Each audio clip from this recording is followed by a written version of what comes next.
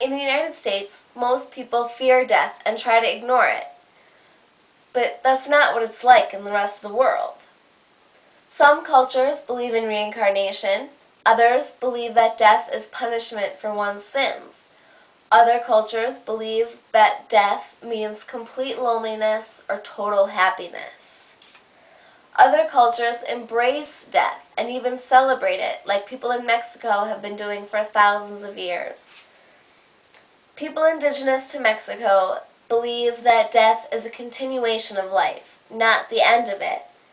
They would hold a month-long celebration in the month of August to honor their deceased loved ones called Dia de los Muertos, or Day of the Dead. When the Spaniards came over 500 years ago, they saw the natives dancing with skeletons and building elaborate altars to honor their deceased loved ones.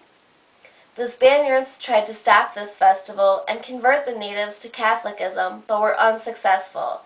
They did, however, change when the festival would be held. Now, instead of being in the 9th month of the Aztec calendar, it is held on November 1st and 2nd. Dia de los Muertos is celebrated just a little bit different from town to town.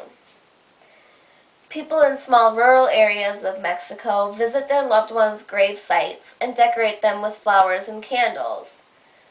They sit there all day and all night and tell stories and eat lots of food and leave the spirit gifts and water.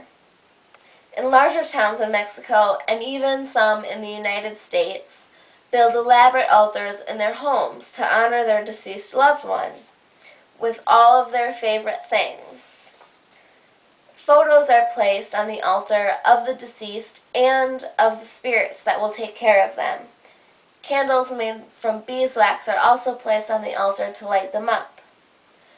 Pan de Muertos, or bread of the dead, is placed on the altar along with other food such as sweets and candies for children and tamales for adults. They also leave water because it's a very long journey for the spirit to take and they get very thirsty. Ingredients and shapes of the bread vary from family to family. Shapes could be humans, animals, or ovals. Ovals because that is said to be the shape of the spirit. They also play music, the deceased's favorite music. Flowers that are left are traditionally marigolds, but also include many wildflowers. They make a path with the petals, so it makes it easier for the spirit to find the family. Skeleton figures and toys are also left on the altars for the children to play with.